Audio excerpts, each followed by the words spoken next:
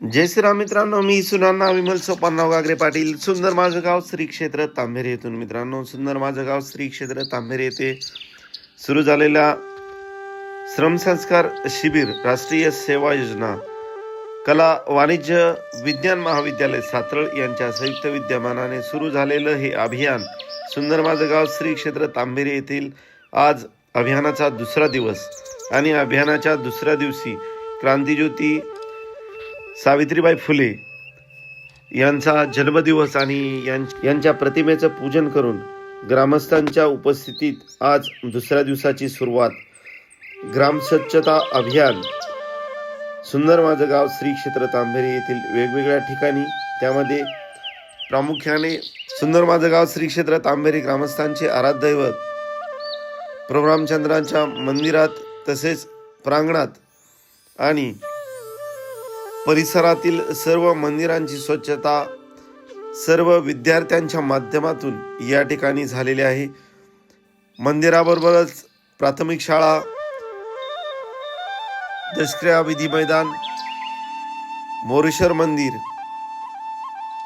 छत्रपती शिवाजी महाराज चौक या वेगवेगळ्या ठिकाणी सर्व विद्यार्थ्यांनी मनापासून स्वच्छता करत सुंदर माझं गाव श्री क्षेत्र तांबेरे गावातील जणू काही एक स्वच्छ वातावरण निर्माण करण्याचं काम या विद्यार्थ्यांच्या मार्फत झालेलं आहे. मी सुंदर माझं गाव श्री क्षेत्र तांबेरे ग्रामस्थांच्या वतीने या महाविद्यालयातील सर्व विद्यार्थ्यांचे मनापासून मनापर्यंत आभार व्यक्त करतो. दुपारच्या सत्रात सुंदर माझं गाव श्री क्षेत्र तांबेरे येथील बेलकर परिवारातील स्नुषा दिशा बेलकर यांच्या व्याख्यानाने कालचा दिवस संपन्न झाला. अतिशय अमूल्य असं मार्गदर्शन आमच्या गावातील या सुनबाई दिशा बेलकर यांनी या ठिकाणी केलेला आहे. असा हा दुसरा दिवस या ठिकाणी संपन्न झालेला आहे. व्हिडिओ आवडल्यास नक्कीच लाईक, सबस्क्राईब आणि शेअर करायला विसरू नका.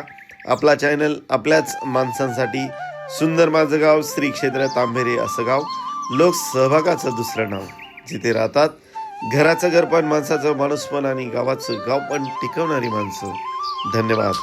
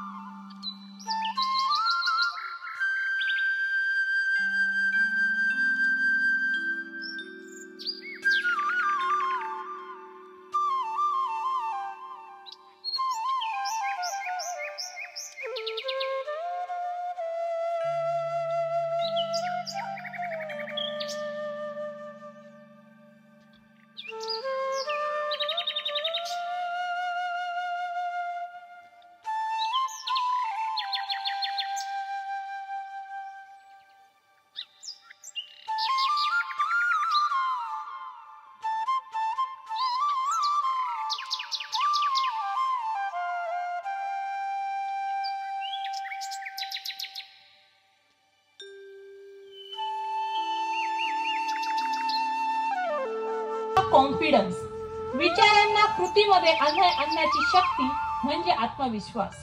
मी हे करू शकते किंवा करू शकतो असा विश्वास मनातून वाटणे म्हणजे आत्मविश्वास. मग आत्मविश्वास आज आपल्या आयुष्यामध्ये ज्ञान आणि कौशल्य जितकं आवश्यक असतं ना तितकंच आवश्यक असतं आपल्या ज्ञानाला आणि आपल्या कौशल्याला आपल्या कृतीमध्ये आणणं. मग तुम्ही बघा, इव्हन तुम्ही मुलाखतीसाठी जरी गेलात किंवा इंटरव्ह्यू साठी जरी गेलात तरी तुम्ही बघत असाल इंटरव्ह्यू मध्ये तुमचं चेक केलं तुम्ही कसं किती कॉन्फिडंट आहात, किती कॉन्फिडंटली तुम्ही उत्तर देता, किती कॉन्फिडंटली तुम्ही बोलताय, हे तुमचं मेन चेक केलं जातं. त्याच्यामुळे आपण कॉन्फिडंट असलं पाहिजे. हे उत्तर चुकीचं असू द्या नाही हेच बरोबर आहे हे आपल्याला ठामपणे सांगता आलं पाहिजे. त्याला म्हणतात आत्मविश्वास आणि कॉन्फिडन्स. मग तुम्ही म्हणता मॅडम आत्मविश्वास असा आहे तसा आहे, पण मग आणायचा कुठून? तर मग आत्मविश्वास हा कुठून नाही आणायचा तर तो आपल्याला आणायचा जांबुवंताकडून. तुम्हाला माहिती असेल जांबुवंत काय झालं की रावणाने सीतेचं अपहरण केलं आणि तिकडं समुद्रा पलीकडे ठेवलं. आता सांगितलं की आता जेव्हा समुद्राच्या पलीकडे आहे सीता माता तिचा शोध घ्यायचा आहे, पण हा समुद्र आत्ता पार करायचा आहे, परत शोध घ्यायचा, परत यायचं, परत सांगायचं. मग आता हे करणार कोण? मग जांबुवंत बघत होते की आता कुणाला सांगावा. मग त्याच्यामध्ये त्यांना दिसले हनुमंत.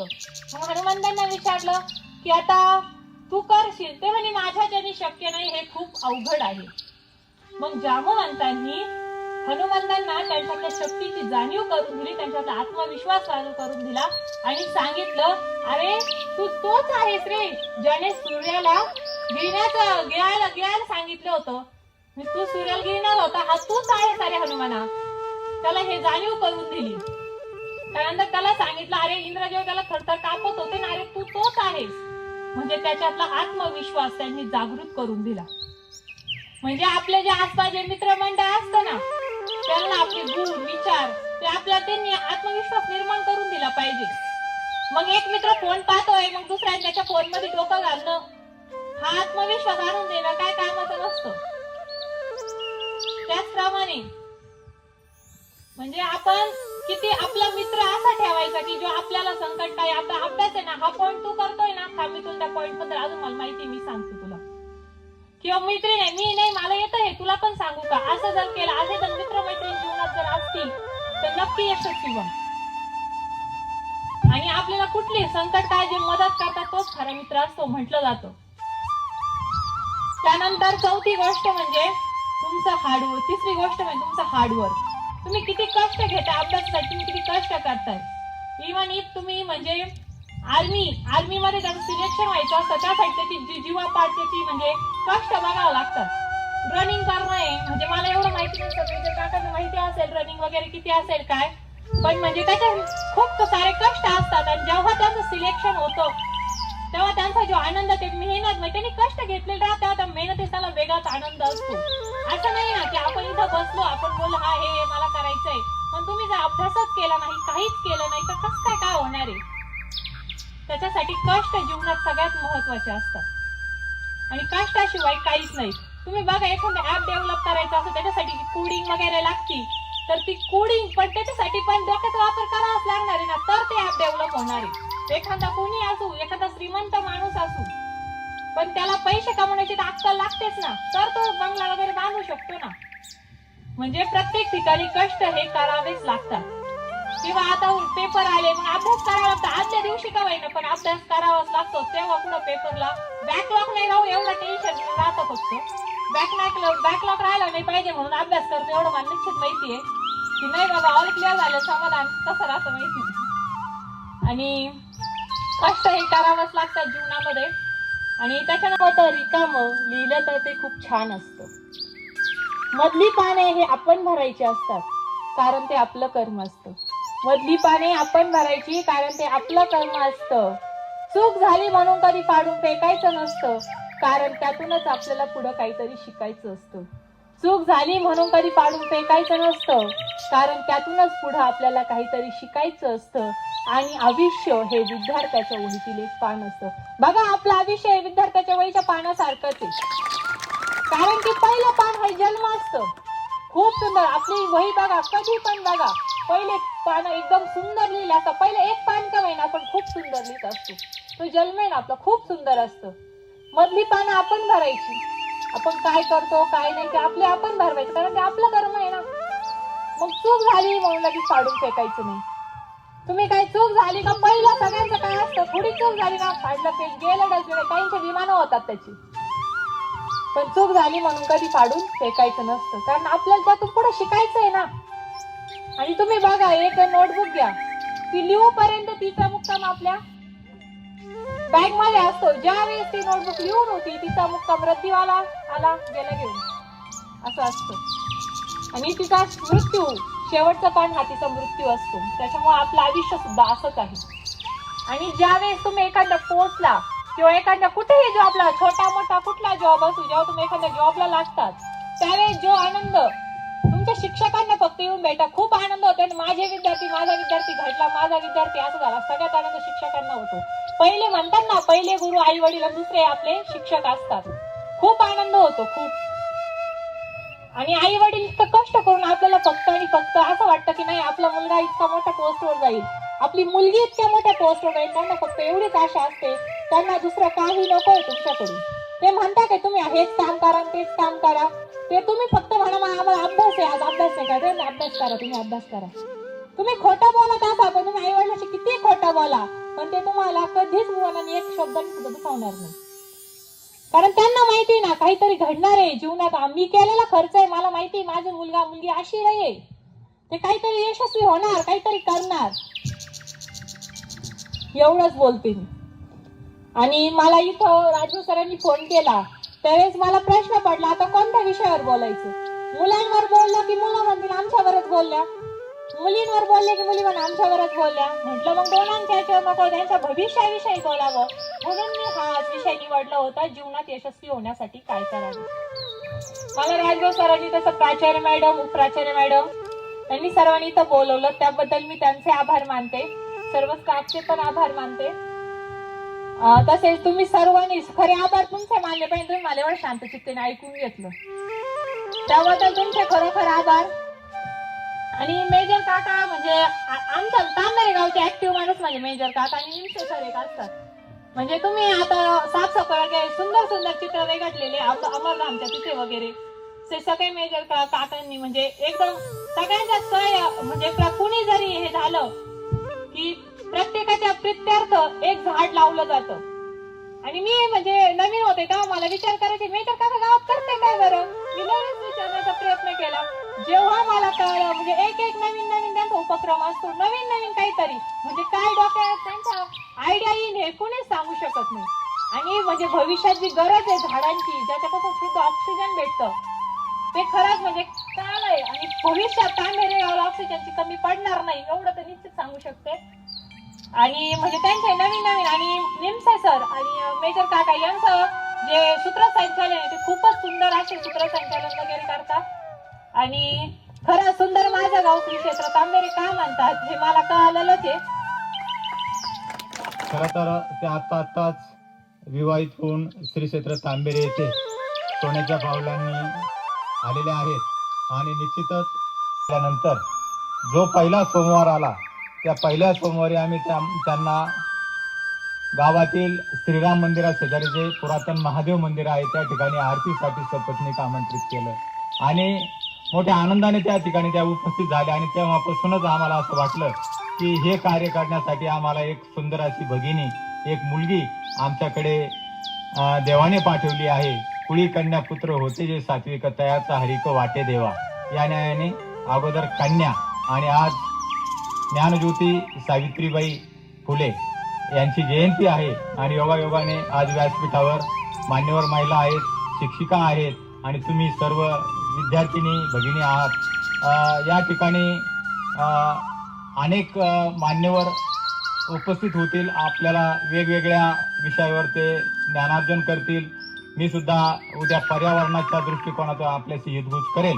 त्यापूर्वी या ठिकाणी सौभाग्यवती दिशा मॅडम यांचे सासरे आदरणीय ज्ञानेश्वर आप्पासाहेब बेलकर हे या ठिकाणी उपस्थित आहेत. ज्ञानेश्वर आप्पासाहेब बेलकर यांचे वडील सुद्धा जुन्या काळातील हाडाचे वैद्य होते. त्या काळात दवाखाने फारसे नव्हते, पण कुणाचा हात मोडला, पाय मोडला, काही हाडाचा जर काही प्रॉब्लेम झाला तर त्यावेळेस निश्चितच त्यांचे वडील ते कार्य सुव्यवस्थितपणे करायचे. मी तुमच्या आयुष्यात आहे ना, तुम्ही काहीतरी करून दाखवलं. आणि जाते जाते एकच सांगेल, एकदा उमललेलं फुल पुन्हा फुलत नाही, एकदा मिळालेला जन्म पुन्हा मिळत नाही. हजारो माणसं मिळतील या जन्मात, पण आपल्या चुकांना क्षमा करणारे आई वडील आणि शिक्षक या जन्मात पुन्हा मिळणार नाही. धन्यवाद.